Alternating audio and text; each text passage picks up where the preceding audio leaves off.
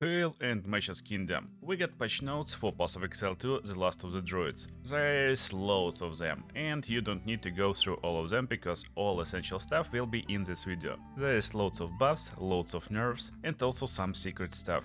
As content creator, probably I should say something like this.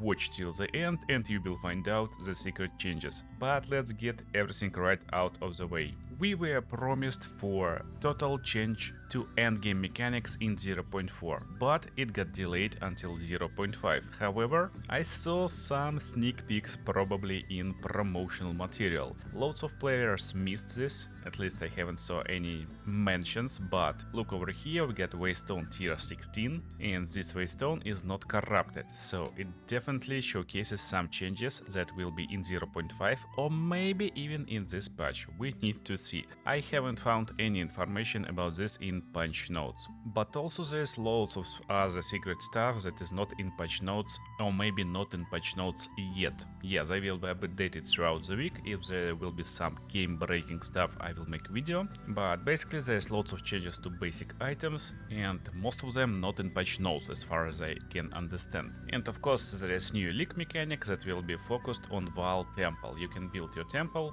get loads of loot over there and find some corruption devices. One of the coolest devices will be this device that will be able to corrupt unique items, and it won't just corrupt it normally, it can actually change affixes. Biggest winners from this change will be some uniques like Wheel of the Night, because it's really powerful with 50% increased maximum life, but it got a downside, you have no elemental resistances. With this corruption, based on promotion material, you can actually get rid of this you have no elemental resistances debuff, and you will get basically insanely overpowered item. So if you see any uniques with insanely cool effects like this, which gives you insane bonus to energy shield recharge rate, but it delays recharge rate, make sure to keep this in your stash and try to corrupt. Maybe you will get some miracle item. Okie dokie, so let's go to patch notes. It's quick recap of patch notes. Basically there's new class with 21 new skills and 30 plus new supports. Of course you can use new skills with new item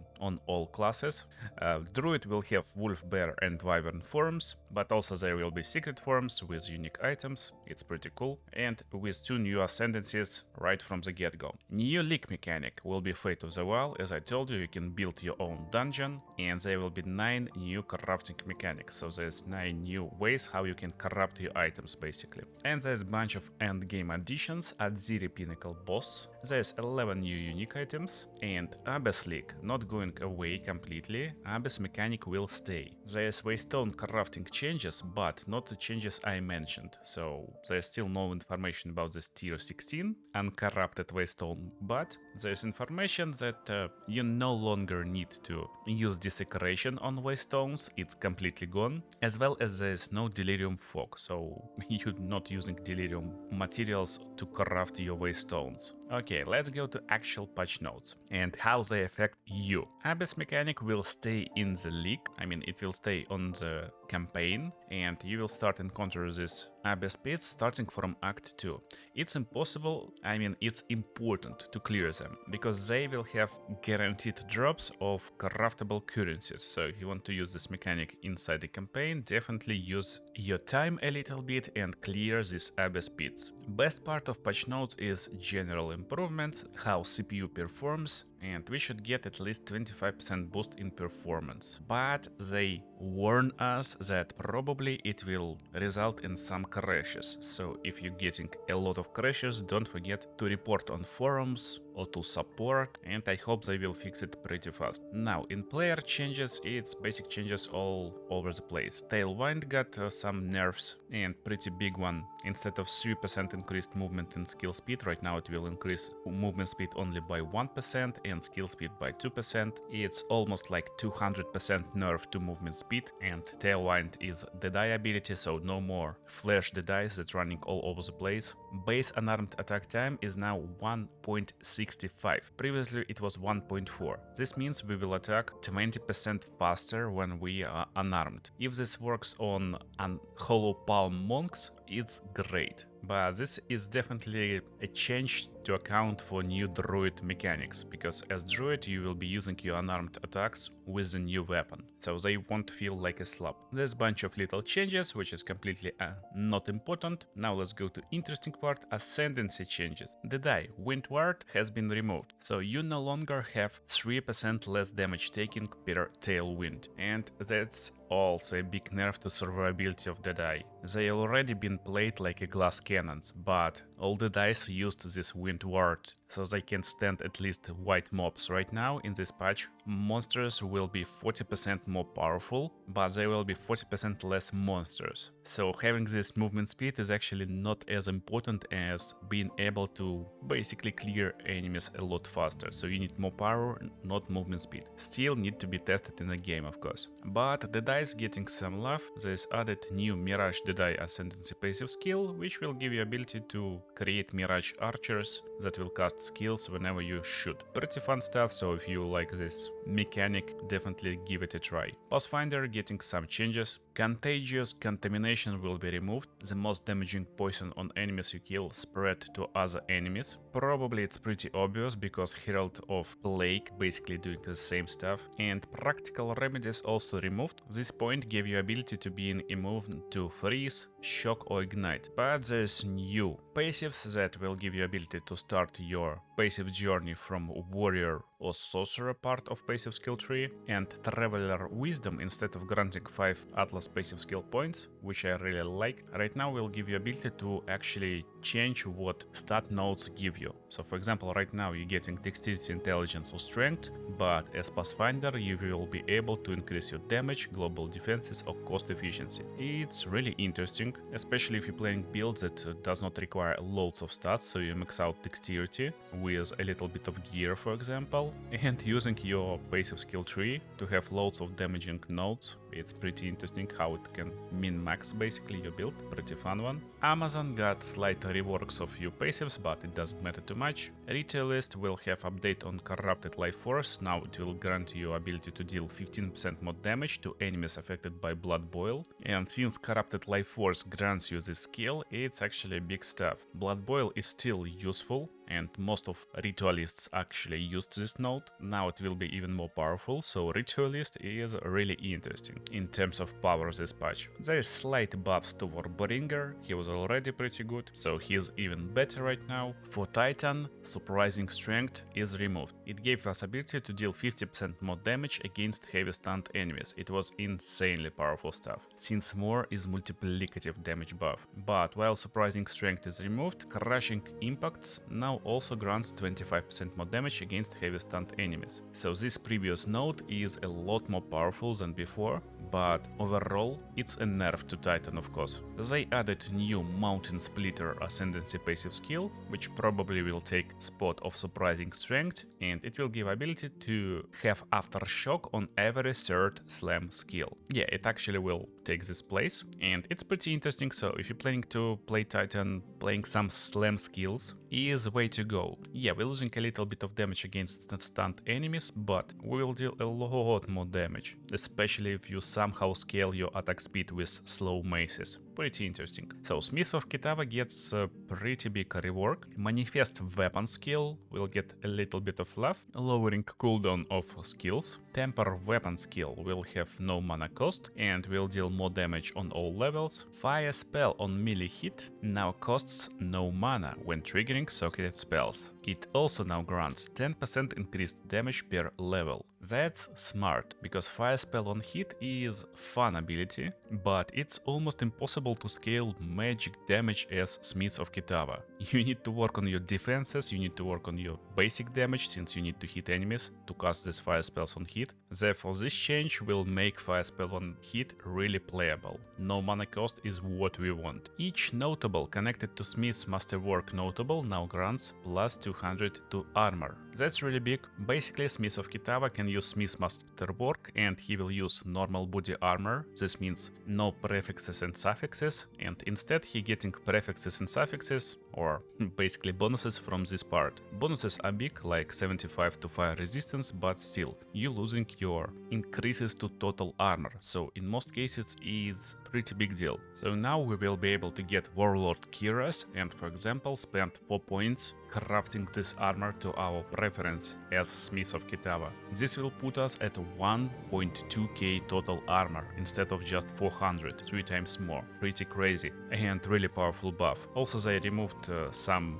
unused nodes and added some more powerful, so Smith of Kitava got some love, pretty cool. Infernalist will have changed to Infernal Flame. Instead of giving you more damage, it will give you Flame Archon or Elemental Archon, so slight change how it plays if you're using this mechanic. Blood Mage got little buffs, and don't worry, Blood Mage won't be as broken this season probably, considering other changes to Lightning and Shock especially. Still, there is no nerfs, therefore Blood Mage is pretty viable even with previous builds. Stormweaver getting ability to collect elemental infusions constantly. It's not 50% chance right now, if you're using a refracted infusion on Ascendancy passive skill tree, and other small buffs. Chronomancer curse got change, and since I played Chronomancer this season, it's really big stuff. I wanted to use it, but curse limit was a problem, so there's no curse limit right now. You can basically use this curse as basic skill, and it will force targets to take extra damage after this curse expires. It's pretty interesting stuff. It can be used in different ways, so I'm really thrilled to try it. But buff is so small that probably it's not insanely overpowered. Still,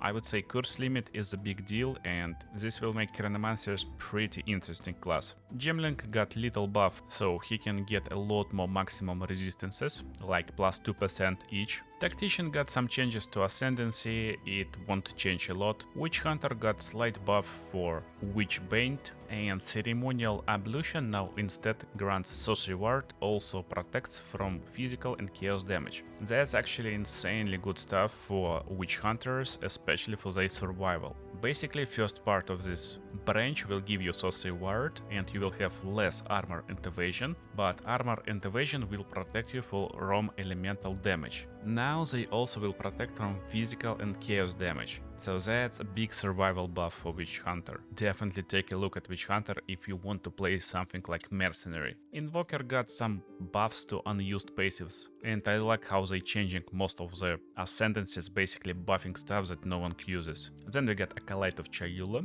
that also got pretty big buffs, especially to stuff that no one uses, like blue flames and red flames, and also slightly better darkness. Still, while darkness gives you no extra damage or almost no extra damage, no one will use it. Probably. We need to check how balance will work and how powerful monsters will be. I like these changes to Ascendancies. What do you think? Give your opinion in a comment. What is the biggest change that you hyped about? And let's talk about passive skill tree changes. So there's loads of them. I got more than 250 new passive skills. Of course, they're not in the patch notes, and majority will be on druid passive skill tree side. But the most important ones is value of flammability magnitude have been increased massively. And honestly, how it works right now, I am having zero problems with flammability magnitude. I want more power when I ignite my enemies, so we need like ignition power, not ability to spread flame among enemies. All instances of gaining flame, ice and lightning archon have been changed to gain elemental archon, same as elemental curse. Basically right now it doesn't matter what element you're using, you basically can use any element you like. There will be elemental archon that will give you power of all elements, not just increasing your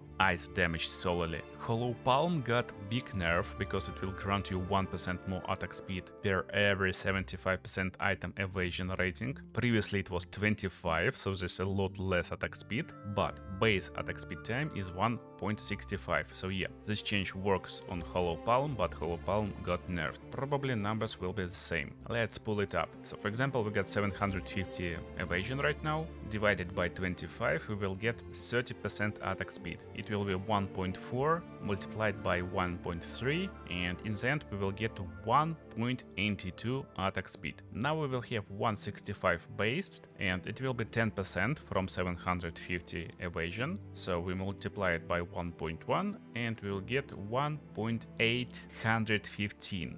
Basically the same, so no changes at all. Probably slight nerf at higher numbers of evasion, but roughly the same. The big change, Walker of the Wilds, has been removed, and it's a really big one. If you're playing Monk, it's one of the most used nodes.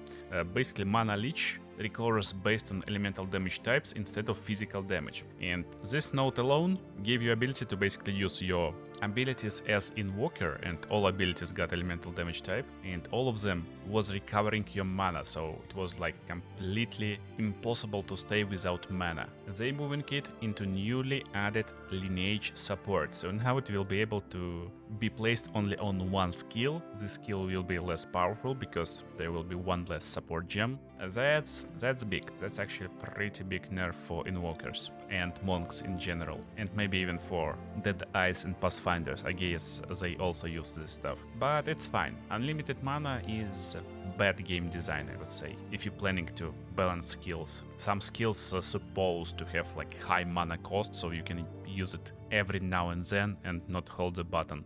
Crimson Assault, which is located over here, will be changed. It will grant you extra magnitude of bleeding, so bleeding builds will have some love this patch. Passives that granted reduced movement speed while using skills got lowered value, but there's a lot more of them, so you still can use loads of passives to reduce penalty when using skills, but will take you a lot more investment right now. Added 3 new attack area of effect clusters to the monk part of passive tree. That's pretty good. Maybe we can create some big exploding monks. More projectile clusters in mercenary section. That's also nice. It feels like there's not enough projectiles in mercenary part actually. New bow cluster, which gives you ability to fire additional arrow. Pretty big buff for anyone who's using bow. And it's not in patch notes, but Mark told that most of lightning stuff got nerfed. Now let's go to gem changes. Bunch of them got disabled, like Font of Rage and Ricochet 3. Some of them moved to other stat, so Crescendo 1 to 3 now Intelligence gem, not Dexterity,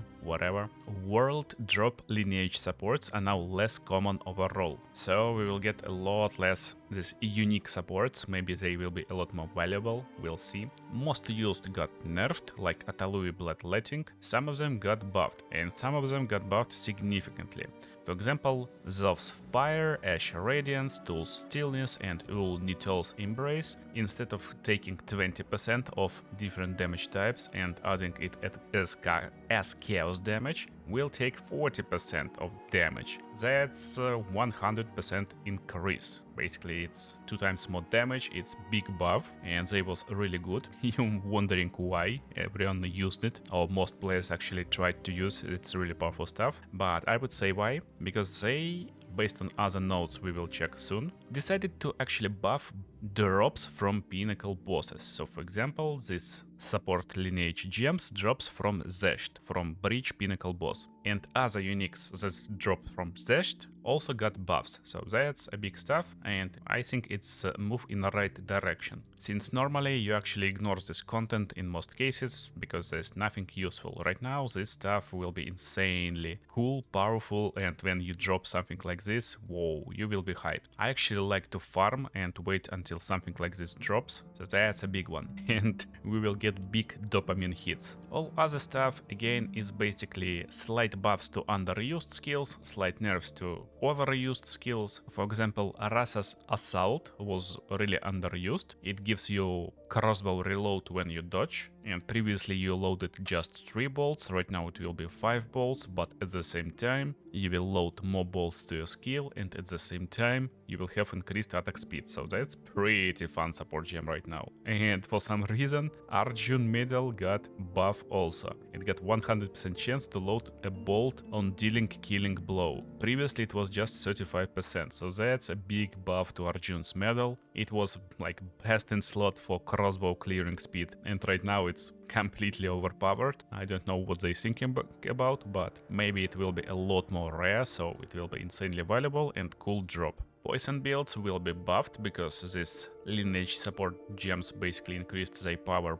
by 100%. Elite chimes will give us power charges with 25% chance when expanding a combo, and previously it was 100. No, it was 10% chance. That's a big buff, but combo got nerfed, so there is no more one-shots as monk. Pretty sad, but okay, it is what it is. Nova projectiles changed. It no longer gives you ability to have 4 additional projectiles and won't lessen your damage. damage. So basically Nova projectiles will give you ability to shoot in different directions, but you need to somehow modify your projectiles total, and there's no way because you can't combine it with other projectile modifiers. But there will be Nova projectiles too, which will give you 6 additional projectiles, but they will deal 50% less damage, and also it will have cooldown of 8 seconds. So Nova projectiles is no longer usable on spammable skills, or it's no longer usable on spammable skills if they shoot only one projectile. You maybe will have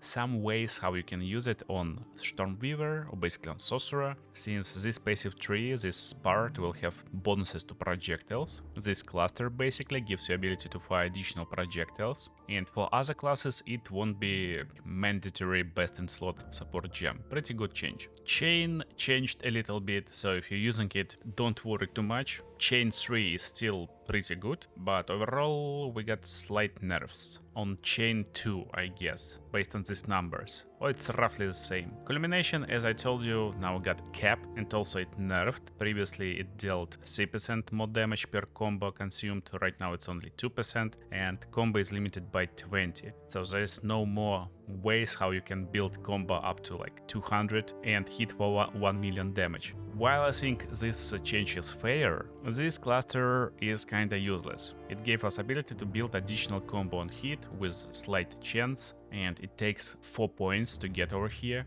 but building 20 combo is not that hard, so I don't know. It's fine, it's still usable, but not mandatory, and I would say it's not fun. It was really fun to try and build like 100 combo against bosses, but with powerful builds, of course, it was pretty easy, so maybe it's fair. The cool big change is Impact Shock Wave. Now actually will make aftershocks, allowing interactions with aftershock specific area and damage modifiers. Pretty big stuff, since it will trigger different warrior skills. Pretty good. Now we're going into skill changes, and there's lots of changes. Palm skills right now, if you hit enemy who already dead, will actually move you to another enemy. It's pretty cool. Some specters got buffs. Added wind type to following skills, basically to all wind skills. Probably we will have more wind interactions on passive skill tree or support gems. Some skills changed their tier, not a big deal. The big deal that most of shock skills, instead of giving you more magnitude of shock, like arc for example, will be changed to increased. It's most of them or all of them, so that's a big nerf to any shock skill.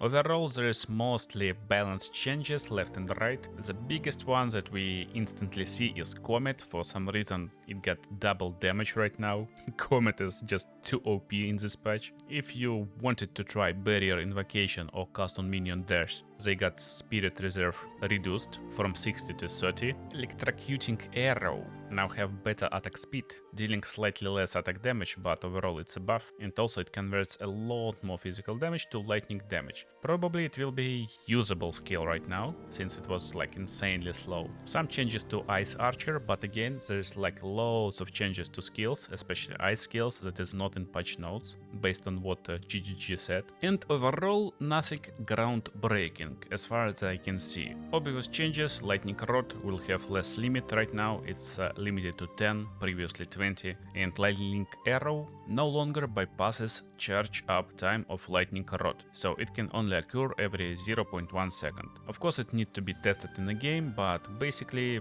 I guess they changed it, so it's not like broken one button skill. We'll see. On other hand, some poison stuff got really nice buffs, so if you wanted to try Poisonous Pathfinder, it's a way to play in this patch, at least give it a try. So, unique item changes. That's a pretty good stuff, and they worked a lot. There's like loads of changes to uniques. The biggest ones that I instantly see is stuff like Zov's Blood. As I told you, it drops from Zesht, from Breach Pinnacle boss, and they buffed them a lot, as well as other uniques. Uniques that may have some use but got pretty like trash base stats, like base armor for example, got changed. For example, Asylum, which is helmet, previously got from 50 to 100% increased armor and evasion. Right now it will have from 200 to 300 increased armor and evasion, so it can at least compete with late game items a little bit in terms of basic stats, and it goes for like almost every armor piece. Again, drops from pinnacle bosses, just look at them. I guess they adapted them because it looks like pretty good items right now.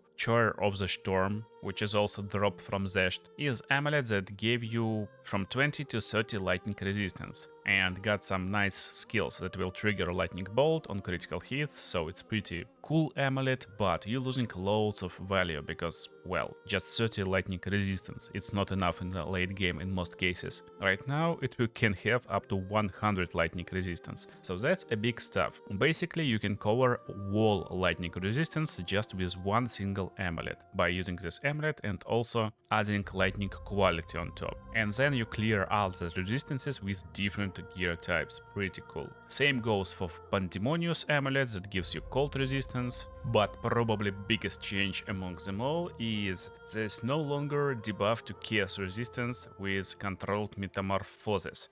That's a big stuff. It was pretty annoying to try and roll something good, and lowering your chaos resistance is always bad in endgame, especially if you're not using chaos inoculation, so this is pretty good. Controlled metamorphosis is now will be stable in all builds, I guess. It's pretty useful gem. Overall, they just increased power of drops from Zesht, but not only from Zesht. For example, Orlot Resolve that drops from Expedition boss. Right now we'll have excess life recovery added as guard for 20 seconds, not 10 seconds. That's a big buff for this item. Everyone still used it, so it was already very nice bottle, but it will be even better right now. I don't see any buffs to drops from Ritual boss, but I see buffs to Morior Invictus. That's the special unique item, unique armor that drops from Arbiter of Ash. And yeah, when you drop this item, you want to have something cool. Finally, it is usable again, I guess.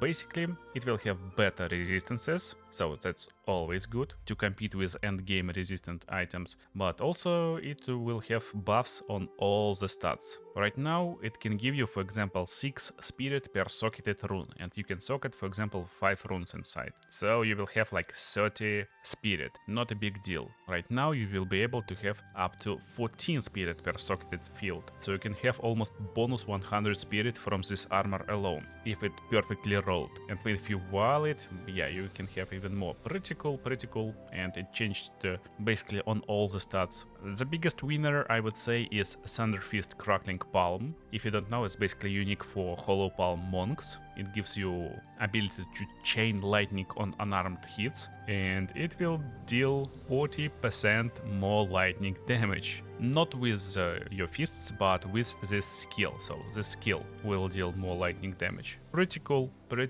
And also will have better base critical hit chance. Right now it's 5%, but it will be 15%, 3 times more. Crazy. And basically all drops from Zesht got buffs. Now we go into item changes, and the biggest change is runes has been renamed to augment sockets. Yeah, so no more runes, right now it's augments. Sad for me, I don't like to pronounce augments, I like to word rune. Anyway, talismans renamed to idols, and the biggest change to runes is not actually name change, but the change to unique runes. Right now they will be limited to 1.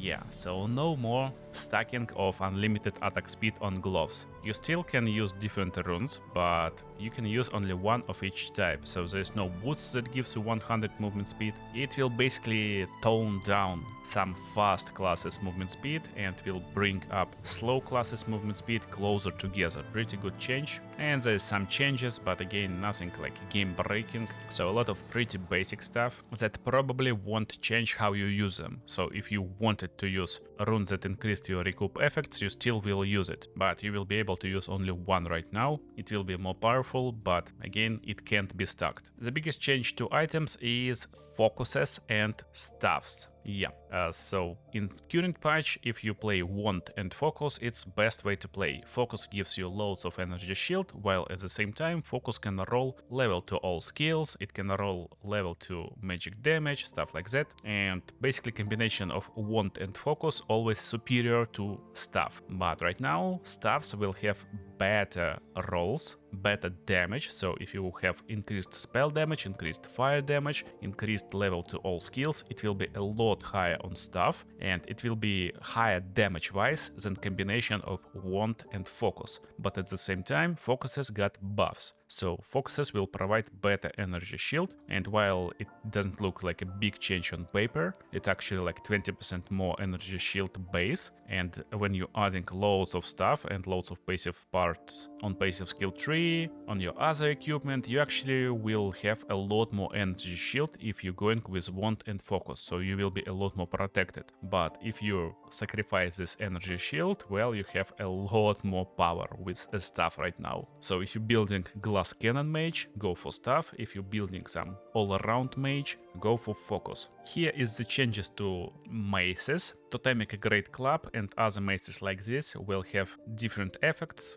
Great Club will give you Work Rising Power additional attack, pretty nice change. And also overall damage of different weapons will be higher. Slightly higher, but again it will transfer to DPS pretty easily. Idea is simple, basically loads of upgrades. When you want to upgrade your weapon, just got some implicit, and when you check damage, well, you see no damage change or even worse damage. So yeah, right now weapon upgrades will be actually upgrades. And similar changes to spear, but biggest changes is actually in essences. Essences are stable of crafting, because you can deterministically add what you want at most important part when you're changing your item from magic to rare. And perfect essence of battle is a big part of it. So if you ever crafted any martial weapon, you always used essence of battle. It's just very good because skill level gives insane amount of power in current balance patch. So instead of adding +4 levels to one-handed weapons, it will add +3. You can say, well, it's just one level, but it's actually a big deal. For example, this is quarter staff, so best roll is +7 level to all melee skills, and currently Essence of Battle will give us +6. So it's almost best. Right now it will give us only +5 level to all melee skills. Technically it's still a same roll, so it's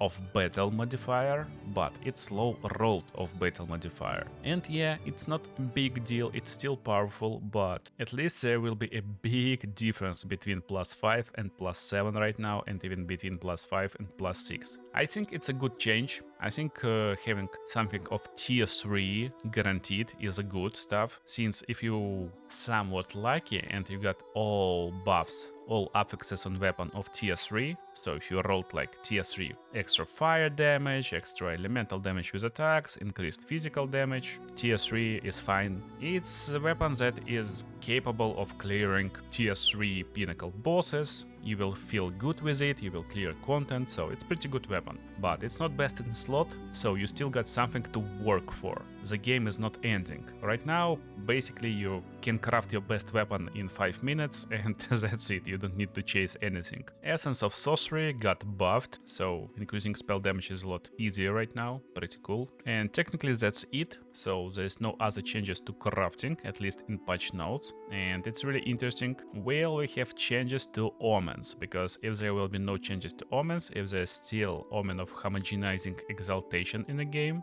then again crafting won't change a lot, but we will have slightly weaker outcomes, at least in weapons right now. Now endgame changes. Again, endgame will be changed in 0.5, and I guess pretty drastically. But we're getting some changes even right now, so most important, Arbiter of Ash no longer drops rare corrupted tablets, because you can craft them yourself after you defeat Arbiter of Ash at least once. So you defeat him and you will be able to juice your precursor tablets. Pretty cool. Therefore, there's lots of changes to these tablets, and they are more powerful overall because you don't need to use Delirium on your Waystones. Basically, you just upgrade your Waystones with currency to highest difficulty, and then you're looking for best tablets to play your strategy. You're looking for tablets to maximize rarity, number of monsters, or other bonuses. There's secret change over here that you may miss, but they added objective icon for activating all checkpoints. So whenever you activate all checkpoints on the map in endgame,